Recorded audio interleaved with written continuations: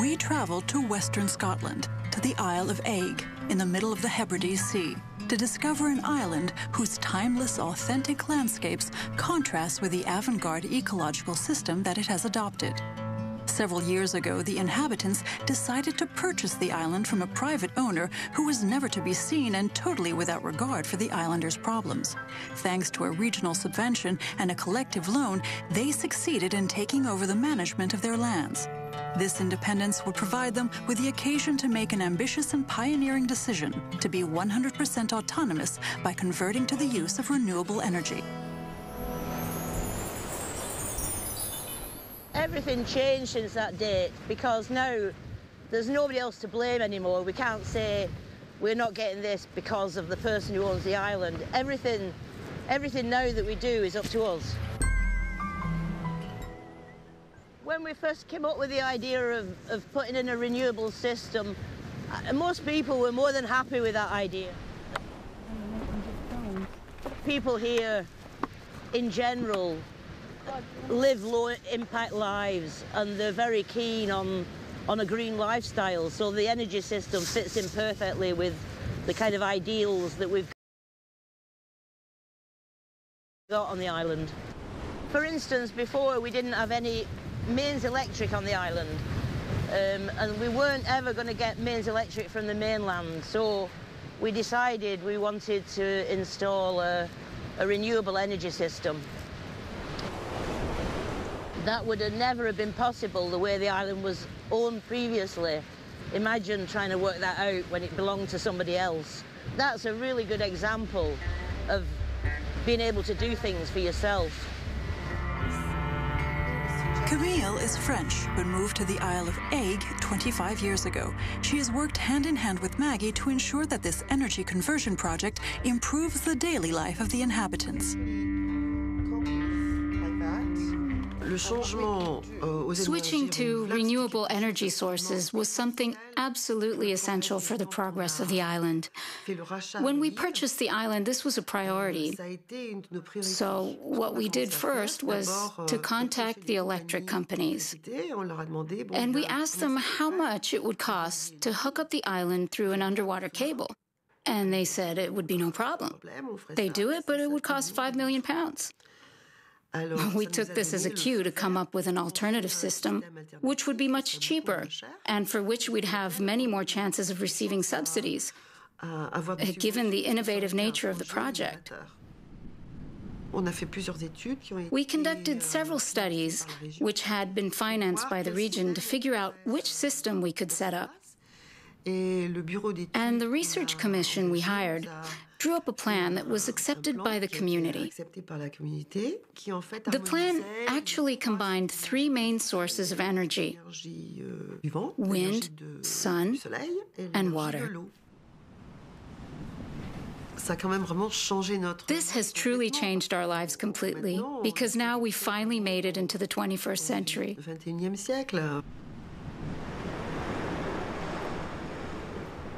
There probably is more tourists as a consequence of our green energy, because it's received a lot of publicity around the world, and we've had a lot of interest from remote communities in also, like in Canada, in Brazil, various places around the world, coming to look at the system to see about copying it, to replicating it for, rural communities.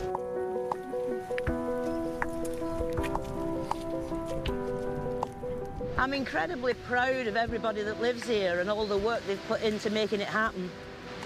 It's an effort by the whole community, not just one or two people. everybody who lives here is very passionate about the place. They love it. They want to make sure that it works now and in the future. We've got young people who are getting more and more involved, and that's key. You know, I'm not going to be here forever.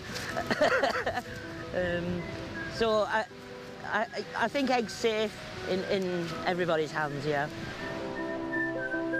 The island has been rejuvenated and its primary objective is just within reach. For the first time, a power system that combines 3 types of renewable energy provides nearly 100% of the island's electricity. The inhabitants' work proves that energy self-sufficiency is no longer utopic, and that it is possible to leave fossil fuels behind while still gaining in living comfort.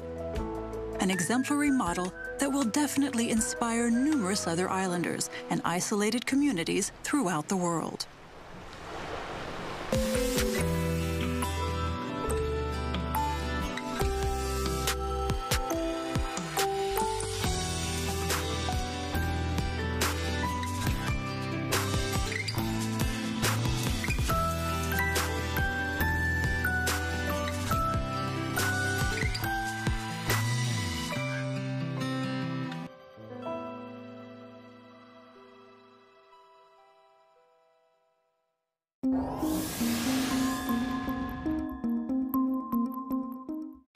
The planet's hottest sporting news, inside info and sports stars interviews, bringing you all the exciting action.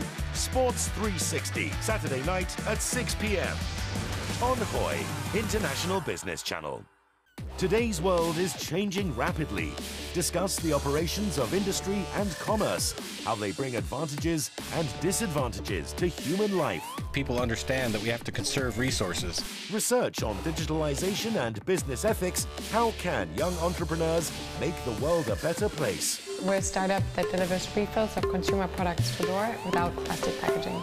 Made in Germany, Sunday nights at 7:30 on HOY International Business Channel. Thrilling goals, stunning football action. Expect it all right here. UAE Adib Cup quarter-finals second leg, Saturday and Sunday, live on HOY International Business Channel. Take a tour of Europe.